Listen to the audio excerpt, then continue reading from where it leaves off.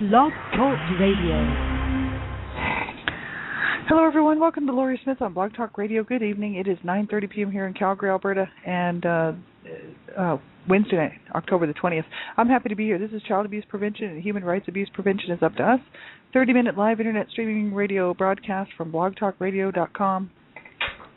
And, I'm just glad to be able to continue to do these shows. Last Monday night we were talking about domestic violence and abuse, looking at a website called helpguide.org, and they have some great information on that website. Now tonight I want to talk about what can I do to be safe, developing a personalized safety plan and stuff like that from www.domesticviolence.org, and that's another great website, and lots and lots of good information there regarding, things that people can do. Like if you're in a domestic violence situation and abuse, and your life is being threatened, or you just you're in danger, you really need to get out. There's safety plans that you can take a look at and sort of see if there's some of the stuff on there that can kind of help you. If you're in this situation, and if you know someone who's in this situation. This is the thing, right? It's not just for those who are in this situation. It's for everybody really to know.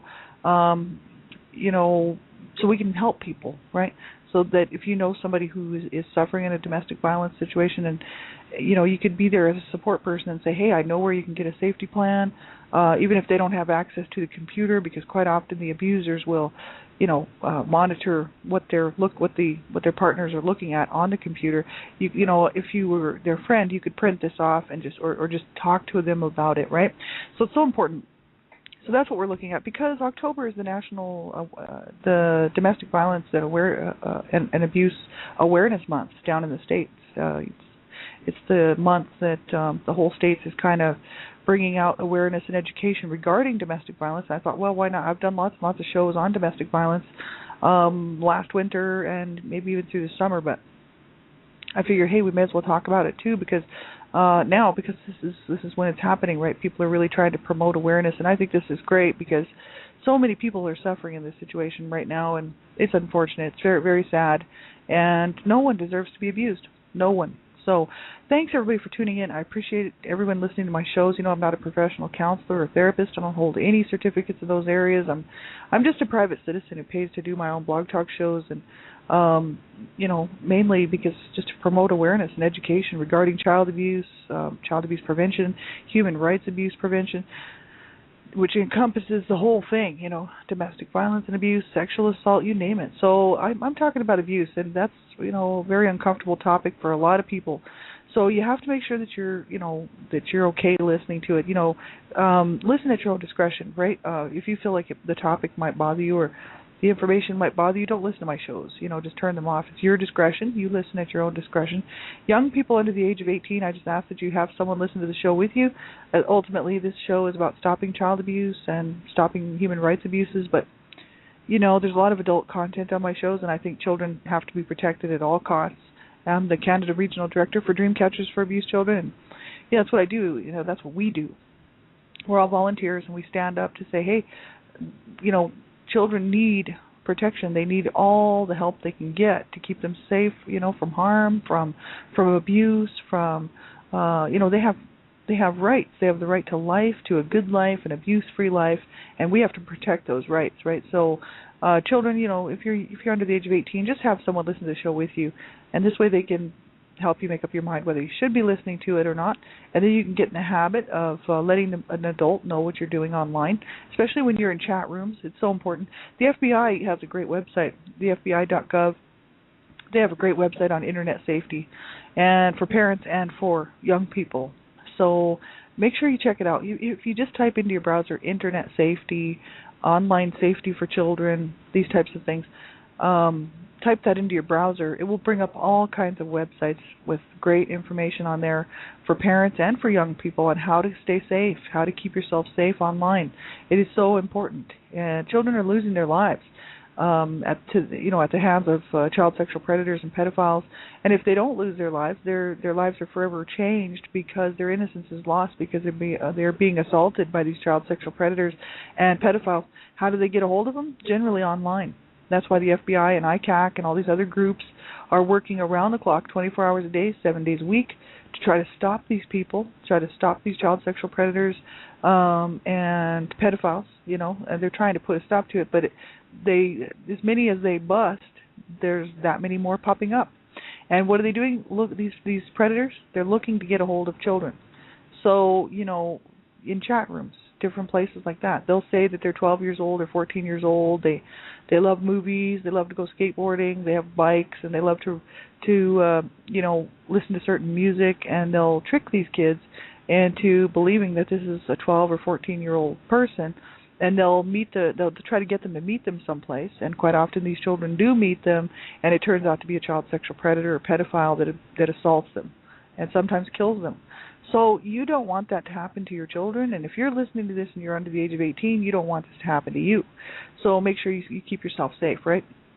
And so we'll get right into this article here. I wanted to actually take a look at this safety plan from www.domesticviolence.org, and I did pop the link into the chat room there just in case anybody wants to check it out. And it's so important that, if you are suffering in a domestic violence situation, that you do get help, whatever way that is. Call a crisis line. If you don't have access to a telephone, tell somebody, whoever you can get a hold of, that you need help. If you do have access to a phone and your life is in danger, you phone 911. It's so important, right? We cannot stress this enough. I can't.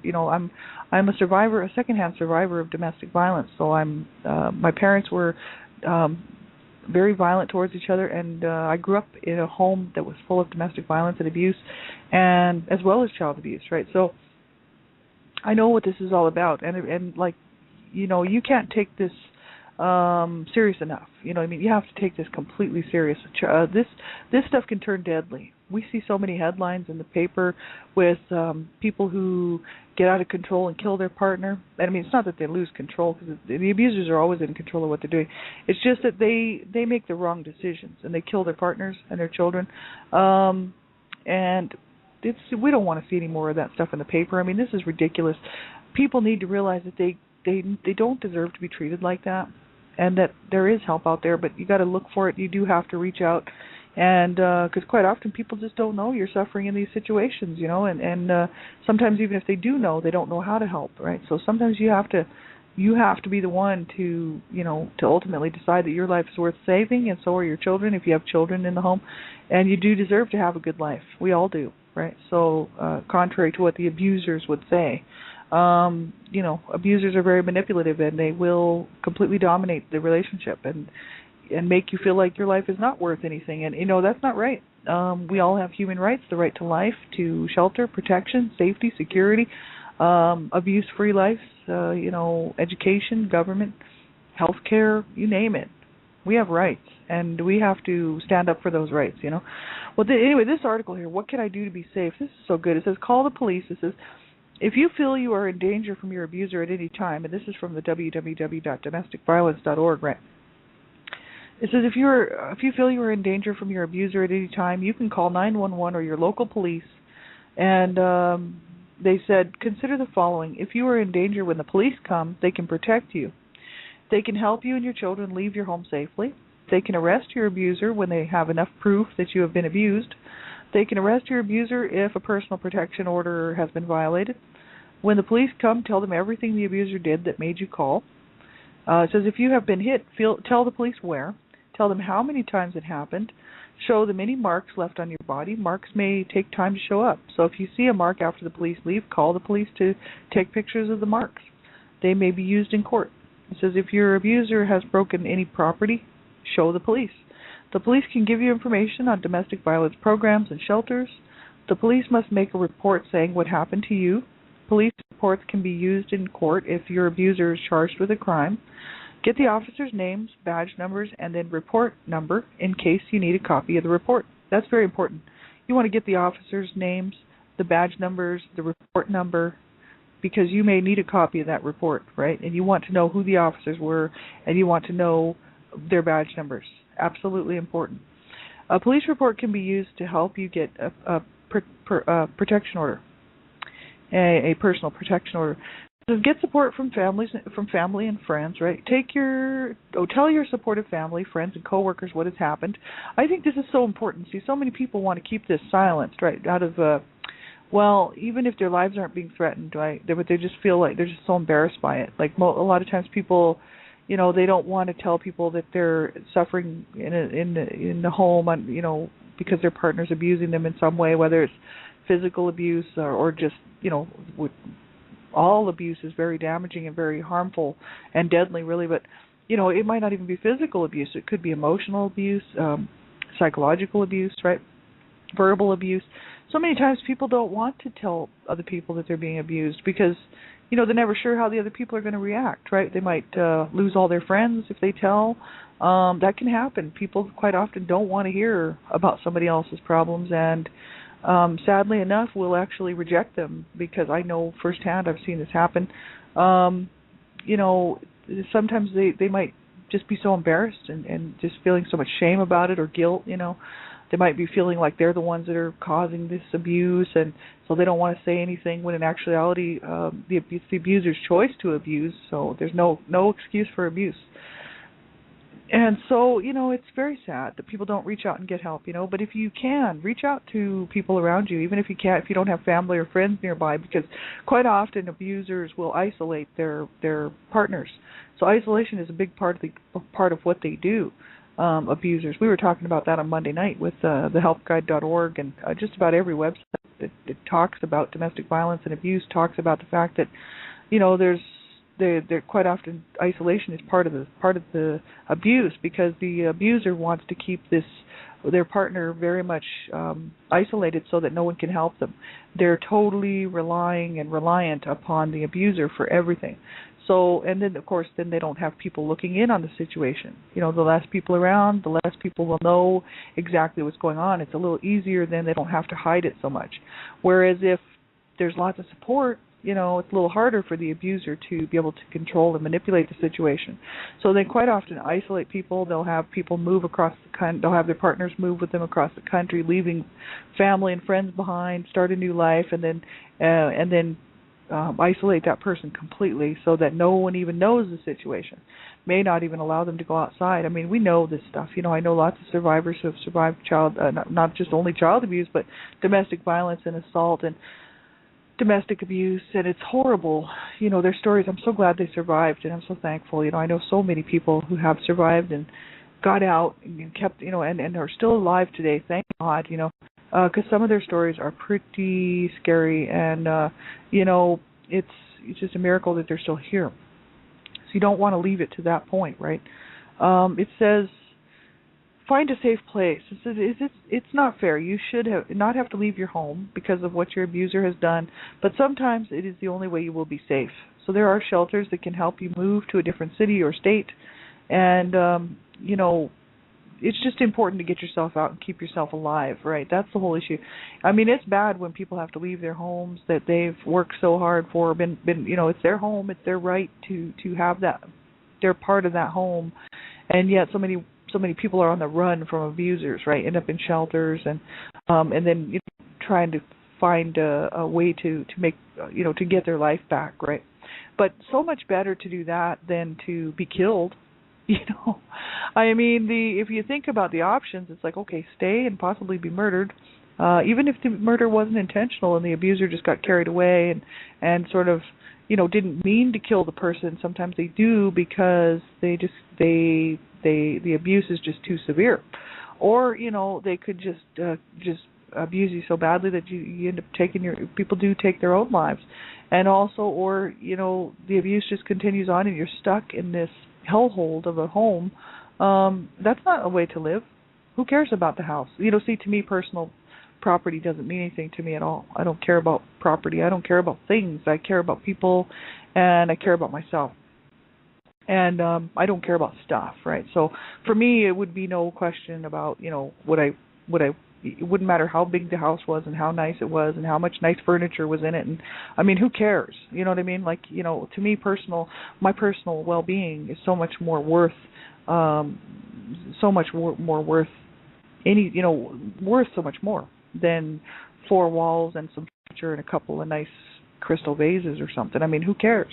You know, you can't replace your life. You might be able to replace all those things. You never know, maybe not, but at least you still have your life, but you certainly cannot replace your life. So that's the importance of that. It says get medical help. It says if you have been hurt, go to the hospital or your doctor. Domestic violence advocates, people to help you, may be called to the hospital. They are there to give you support. You may ask medical staff to call one for you. Medical records can be important in court cases. They can also help you get a personal protection order.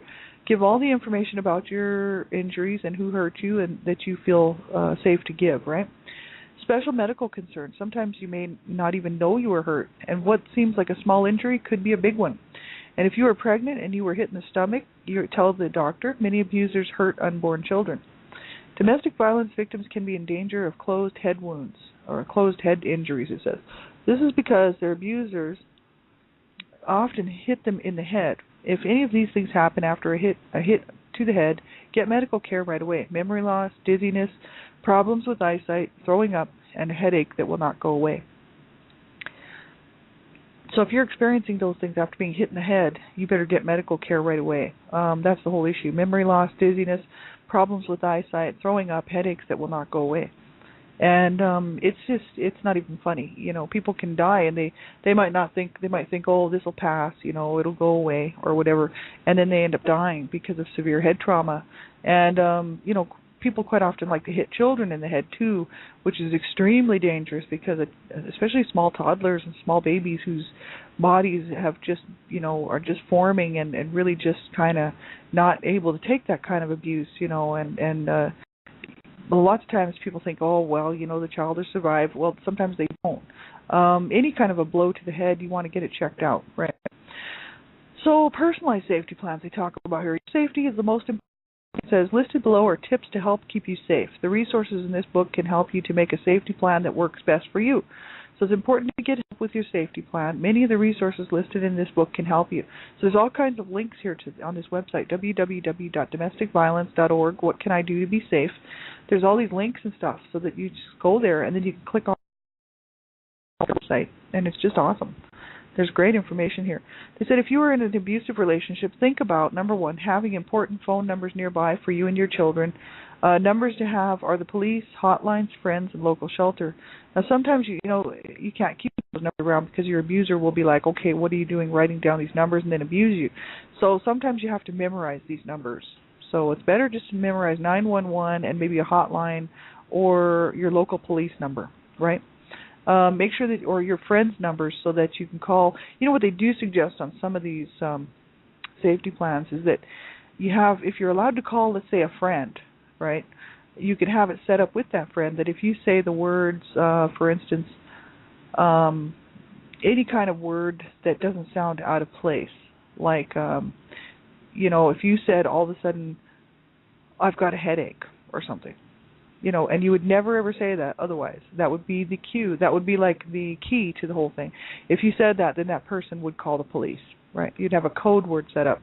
And that way, if you're allowed to call one person and your life is in danger and you feel like, you know, you could be killed, you could phone that person and have this one thing that you would say to them, and they would know immediately to phone the police, right?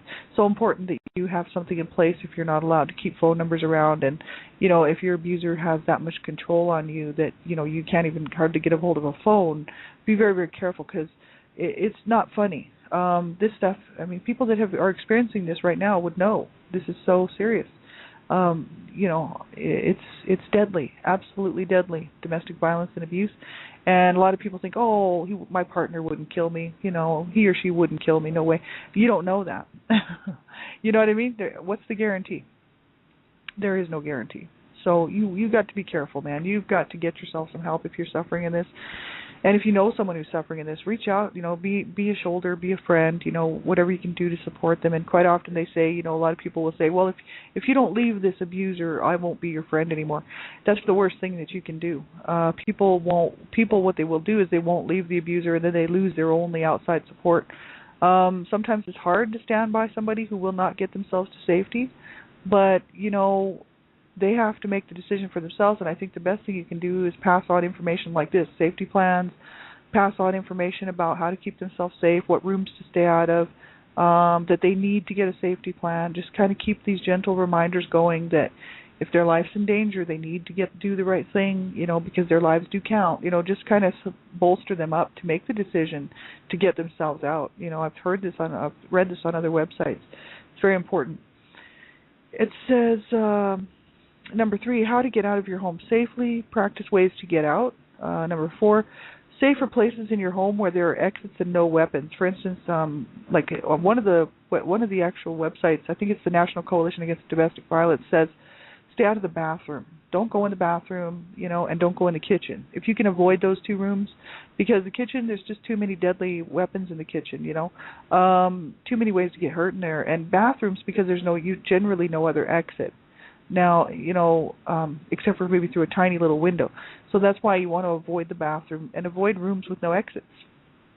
Because then there's no way for you to get out, just in case you had the opportunity to get out, right? It's just so important. So they said, any weapons in the house, think about ways that you could get them out of the house, right? Even if you do not plan to leave, think of where you could go. Think of how you might leave.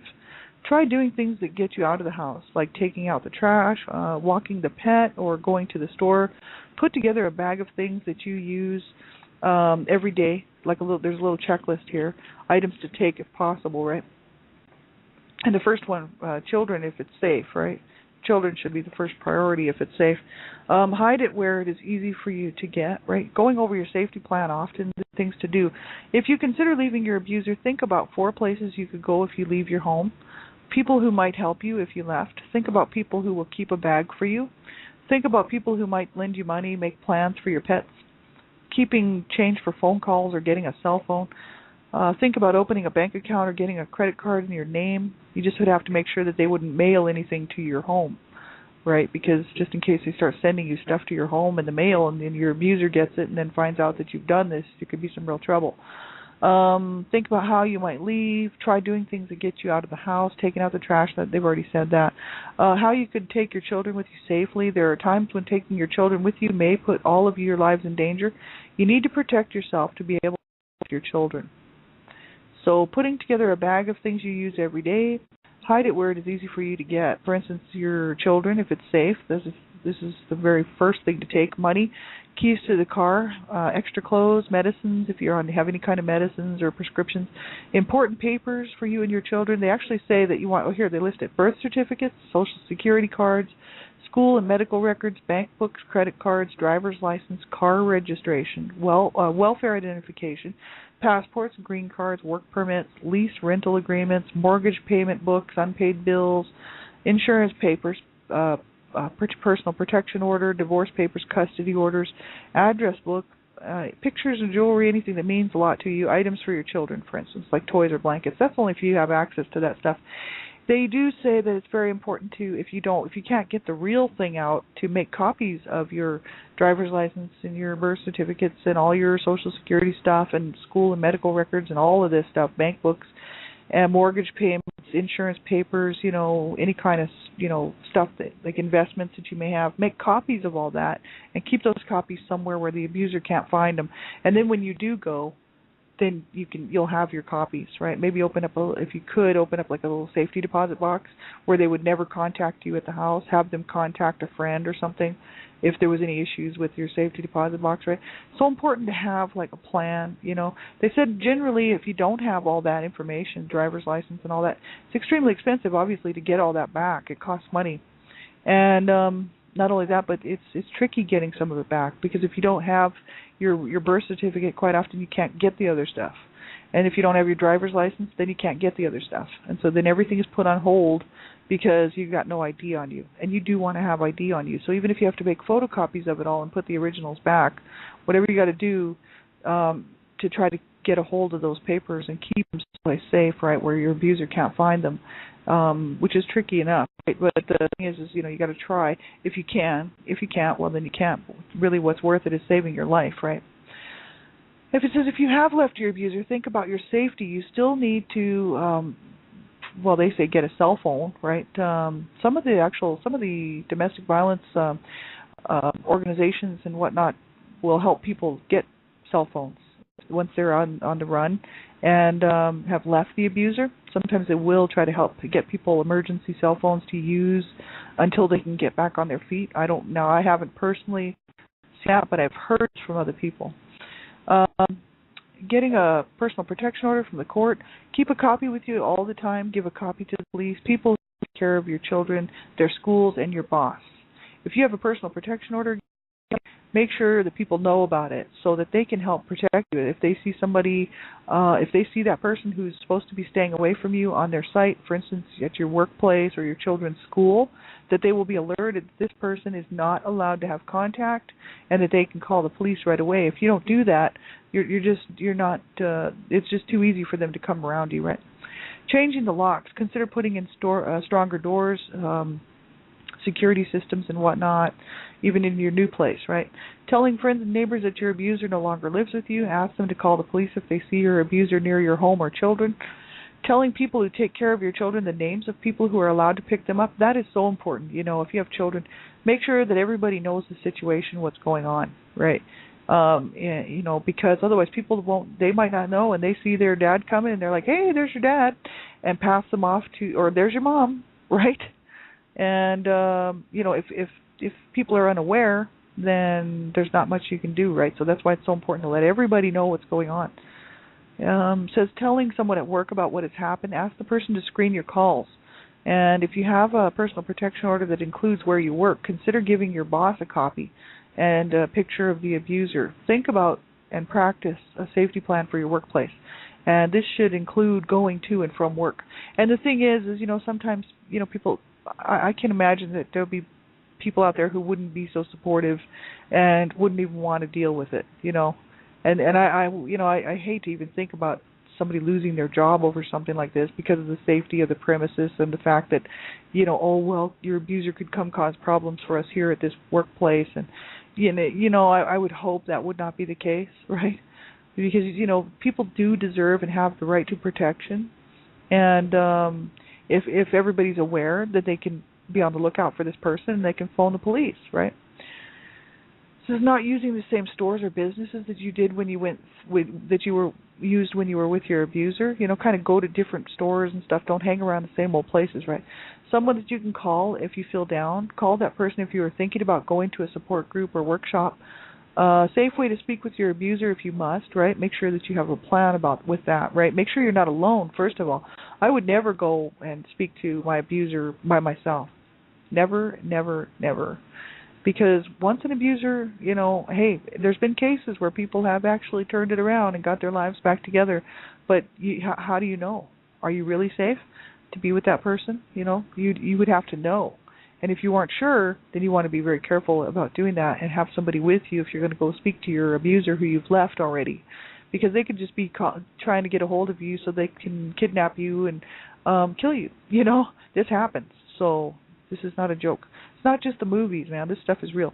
And it says, you know, abusers try to control their victims' lives. So when abusers feel a loss of control, like when the victims try to leave them, the abuse often gets worse. So take special care when you leave. Keep being very careful, even after you have left, right? It says, who are the abusers? That goes on to talk about who the abusers really are. It says abusers are not easy to spot. There's no typical abuser in public. They may appear friendly and loving to their partner and family. They often only abuse behind closed doors, and they also try to hide the abuse by causing injuries that can be hidden and do not need a doctor. So it says abuse is not an accident. It does not happen because someone was stressed out, drinking, or using drugs. Abuse is an intentional act that one person uses in a relationship to control the other. Abusers have learned to abuse so that they can get what they want. And the abuse may be physical, sexual, emotional, and psychological. So this is just it. It's not anyone's fault. It's the abuser's fault. The abuser's fault because they choose to do what they're doing, right? So make sure you get a safety plan and get yourself to safety, right? So important. So thanks everybody for tuning in. We have a minute left here.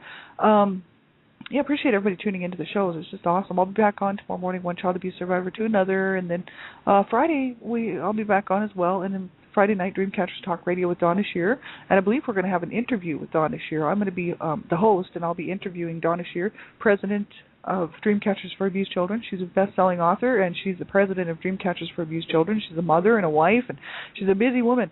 But she generally does the shows with me on Friday night. I think that we're going to have an interview and really get to find out more about Donna Shear, because this is really great, because she is an awesome lady, and she's doing so much, and I think that everyone's going to benefit from that show. So that's www.blogtalkradio.com/Dreamcatchers. So that's where you can find us here on Blog Talk Radio.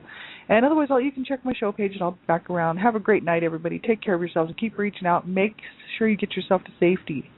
You do count. You do matter, And I'll never quit saying that. We did not deserve the abuse. We don't deserve to be abused, and no one does. So make sure you get yourself some help, right? Have a great night.